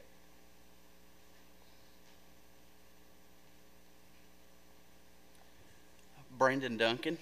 Thank you. Welcome, Mr. Duncan. You have 5 minutes. Thank you. This change up thrown at us here all of a sudden. My wife and I are here today because we strongly believe that it would be in the best interest of our daughter Carly to be granted the opportunity to attend Southside High School this upcoming school year.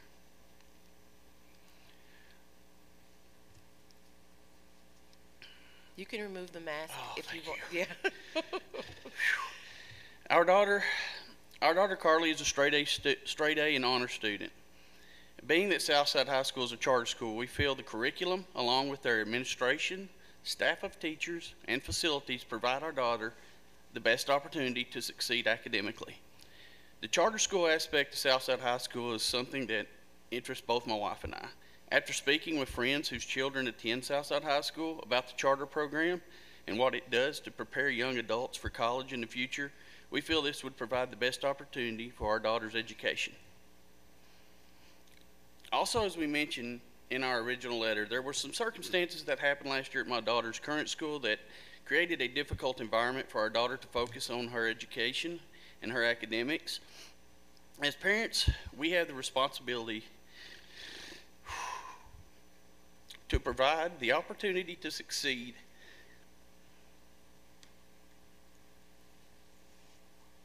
Take your time, Mr. Duncan.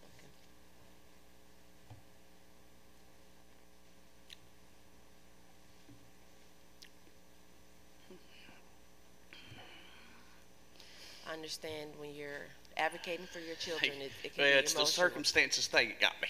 Yeah.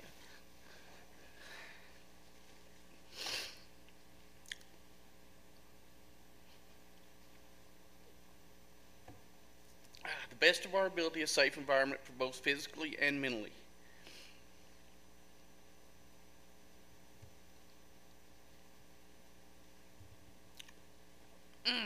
And also also provide the opportunity to succeed in whatever they choose to do. We feel strongly that putting our daughter back into this environment would be detrimental to her emotionally and have an adverse effect on her ability to perform academically.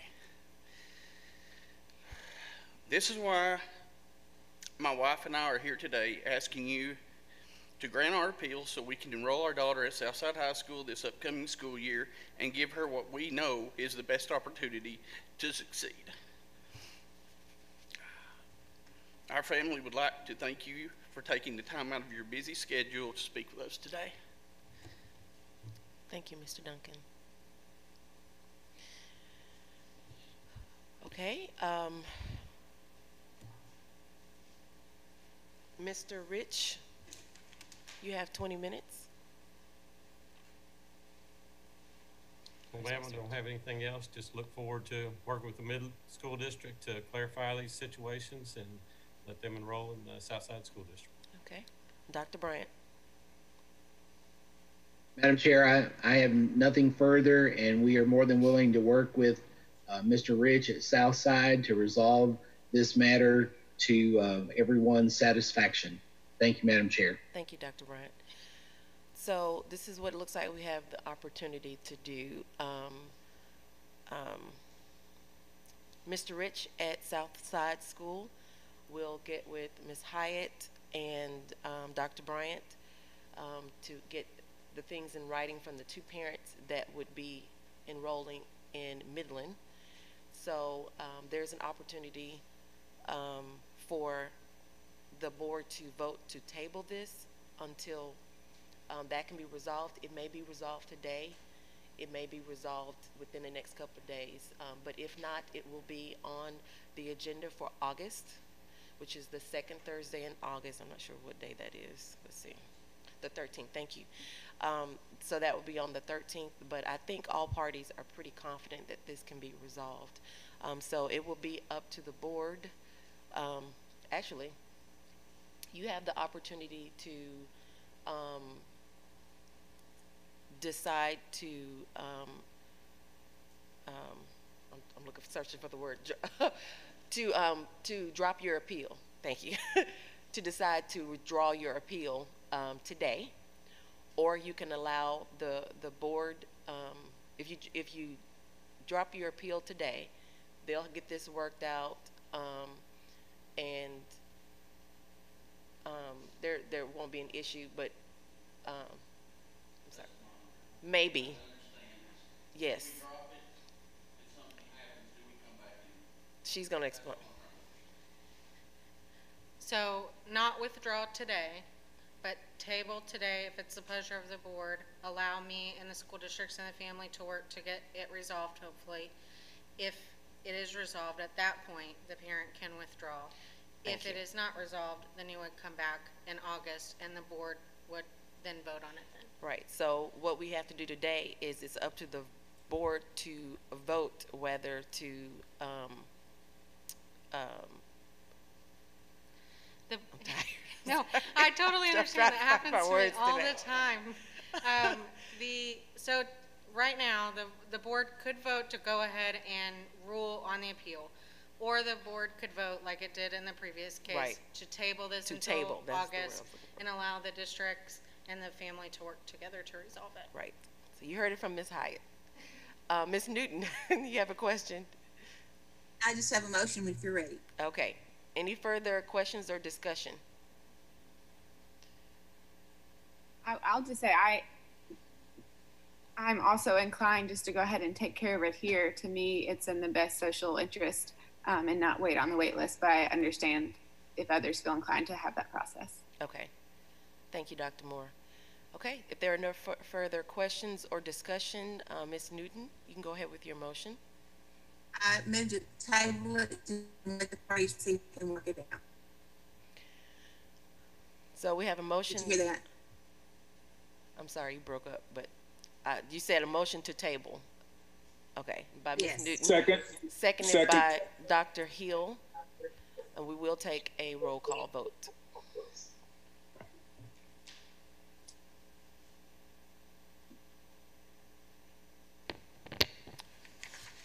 On the motion to table item A5, Dr. Moore, No.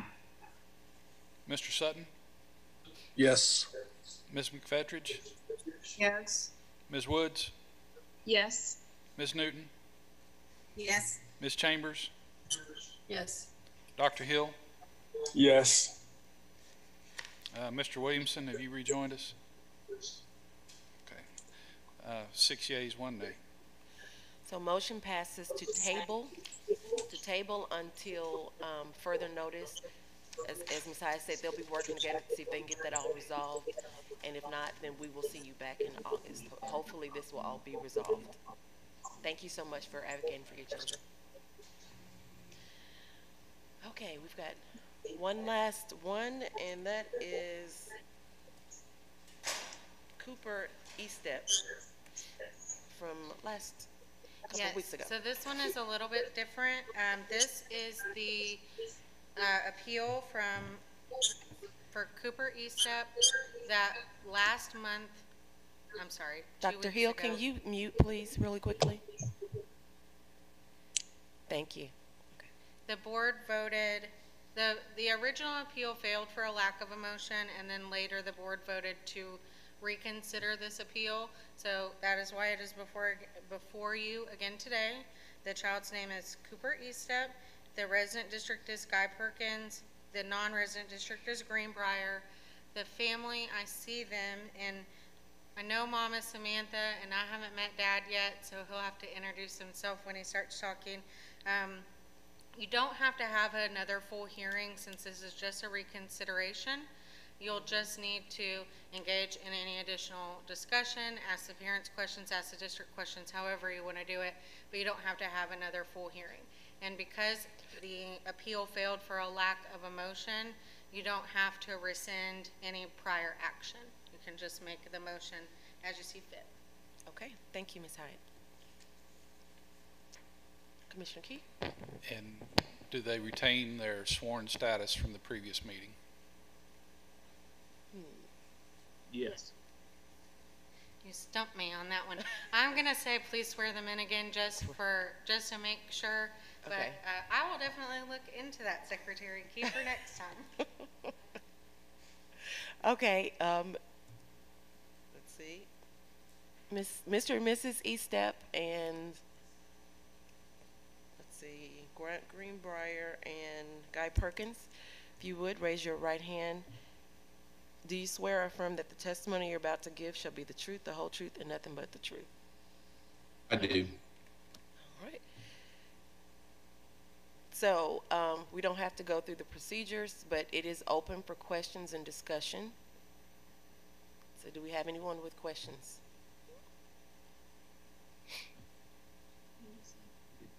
I'd just like to thank the board for hearing our case again.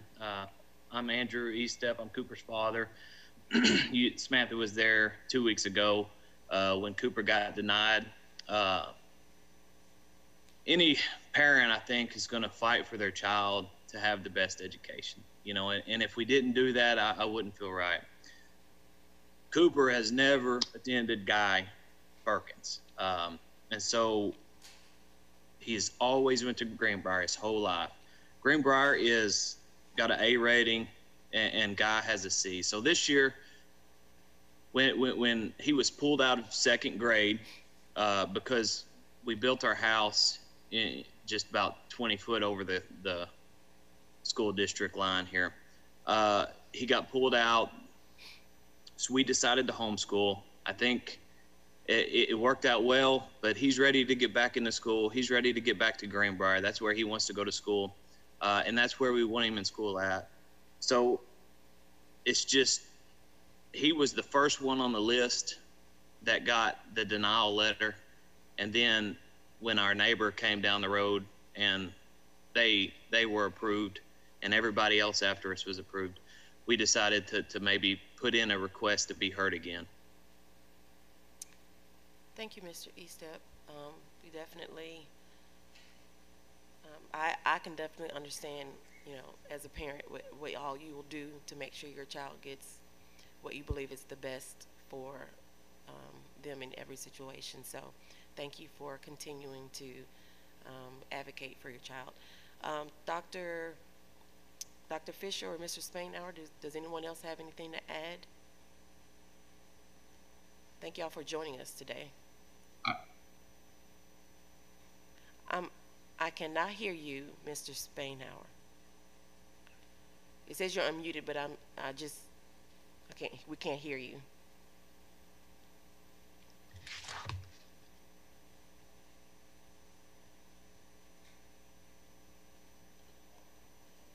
While he's working with that, can you hear me, Madam Chair? Yes, Dr. Fisher, go ahead. And I do apologize, board. I'm in a place that has low internet, so I'm going to hope I don't drop the line here, like Dr. Bryant. But I do, since the parent made a statement, I'd like to request a statement as well. I want to, first of all, thank you guys for the opportunity to represent our district again in this hearing. And I want to reassure the East Step family that we would love to have Cooper at our school and attend his resident district. We have a T-Bird Academy this year. We have a great third grade teacher. And we're in the process of becoming a schools of innovation. So we're really excited about that. I want to reiterate that we have met the 3% cap for allowable school choice transfers for 2021. And I appreciate Ms. Hyatt for looking at the data concerning that 3% cap. And I think that's going to be important as we move forward in these considerations, because precedents are being set. And I know the board is in a rock and a hard place having to make decisions, because you have no criteria in the law or the rules about what should guide you in making those decisions. So I know it's a very, very tough decision for you. Our net loss of students to date by the state board's decision to grant these school choice appeals above the 3% cap is now 6. Potentially this would make the 7th. And we will be writing for our waiver because we have fallen below 350 students. I would caution us not to think of students who haven't attended our district as students that we never had or never have, that doesn't play into the scenario. It actually does. When we graduate a class like this year of 28 students, and we have a class of 22 students who come in as kindergartners, and we have the natural attrition of losing students to move away, and those houses become vacant, and people move into those and assume those houses. We need to be very clear about thinking that we do have that loss. This is not, hey, they didn't attend. This is now we have, because of the way we're funded, we lose an opportunity to have students in a house that could attend our school district. So I wanted to make that point that it is a loss for us. And this year to the tune of about $49,000. If you multiply that out based on the number of years that students could attend, roughly in the neighborhood of $500,000 across the years that they would have been in our school. Again, the state statute is somewhat vague in the responsibility and the criteria that should be used in this decision. So I would certainly ask that you take these things into consideration. We are funded based on your decision, and it's vital that we continue to have the opportunity to enroll those students who are eligible in our district. Thank you for your time, and I appreciate the opportunity to speak with you, Madam Chair. You're welcome. Thank you, Dr. Fisher. All right, Mr. Spainhour. We still can't hear you. Your mic is not picking you up for some reason. I don't know why. Because for a second I could hear you when you first came on, and then the sound went out. So I don't know if there's a way to raise the volume on your mic or. Mr. Spainhour, I think you might have to log off and log back on. Did you do that too? Okay. Okay.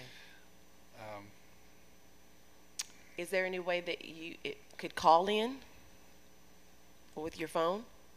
Okay, let's try that.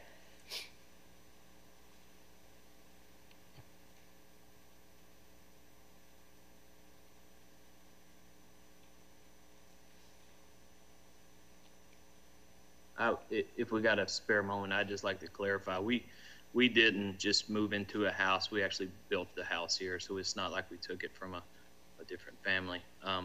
But I do want to thank you guys for hearing us again.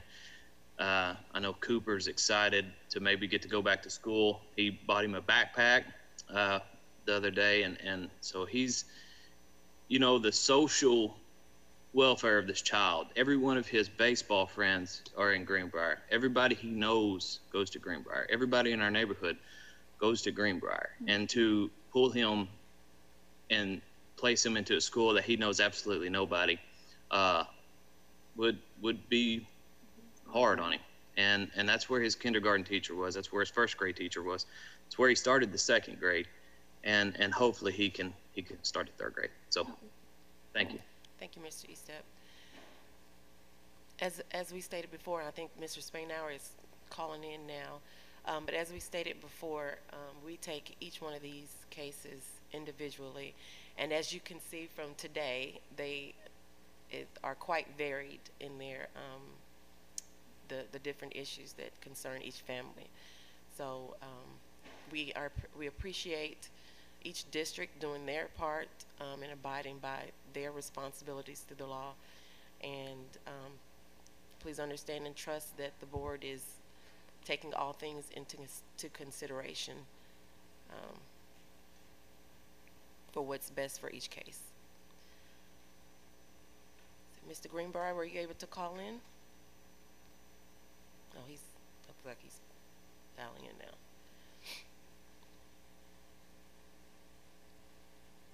I appreciate everyone's patience. Looks like we may get done at a good, decent time today.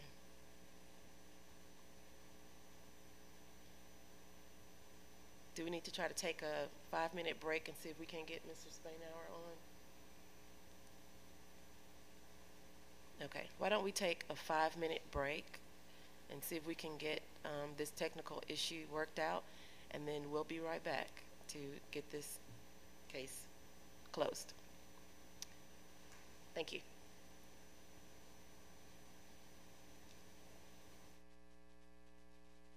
See if we can. Do we have a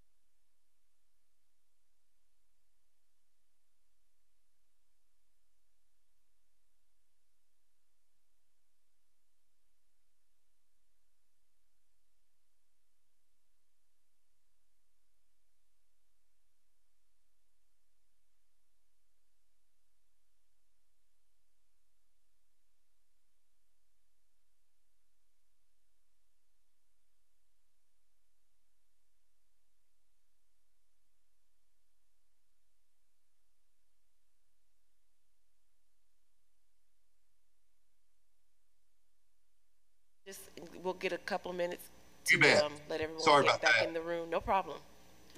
We understand technical difficulties. Yes, and I'm not a technical person. Neither am I.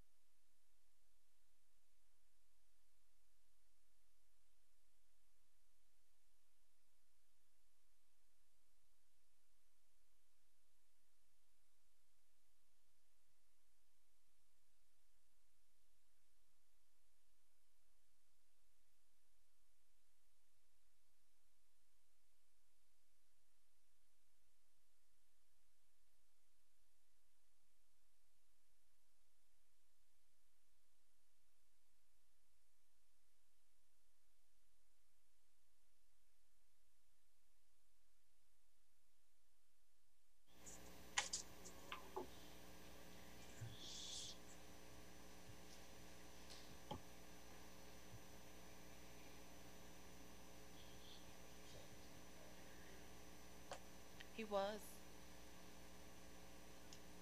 Oh, Mr. Sutton is not back yet. Okay. I'm sorry. We're going to wait on Mr. Sutton.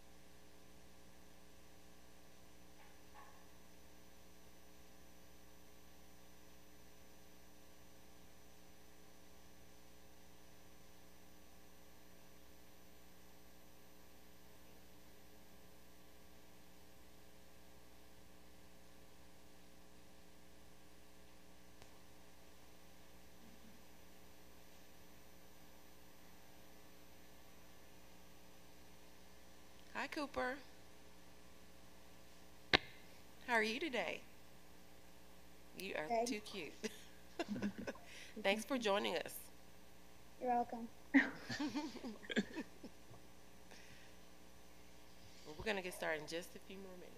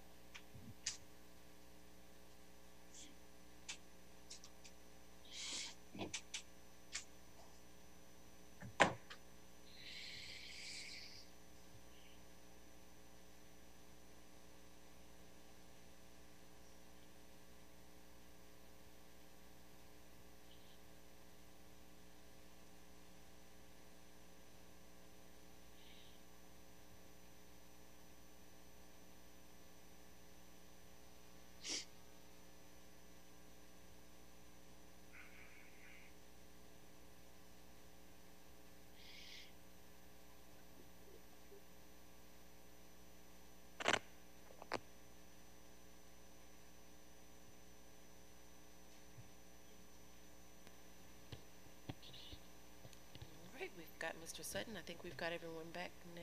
Oh, no. Dr. Hill, are you there with us?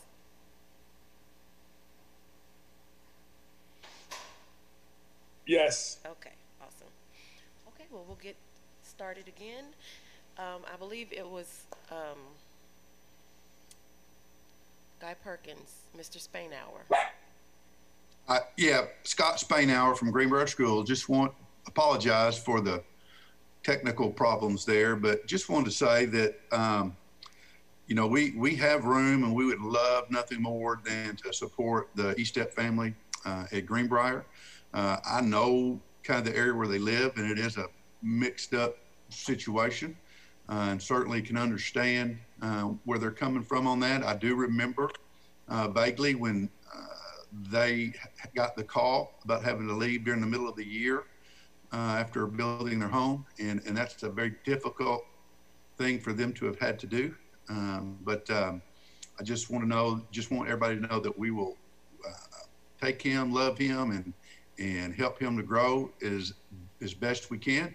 I think it's important for parents to be able to make decisions about where their kids go to school. I mean, I understand the 3% rule and why it was instituted back in 2013. I probably think it's time to take a look at that rule again. But nevertheless, you know, we have space and would love to have them, and we'll certainly do what the state board wants us to do. Thank you.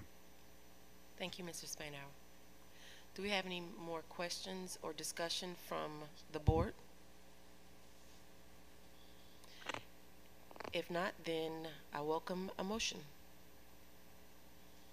Since I made the motion last time, I will move again that we accept the appeal. I have a motion by Ms. Adrian Woods to grant the appeal for Cooper E-Step. Do I have a second? I'll second. Seconded by Dr. Moore. Let's do a roll call.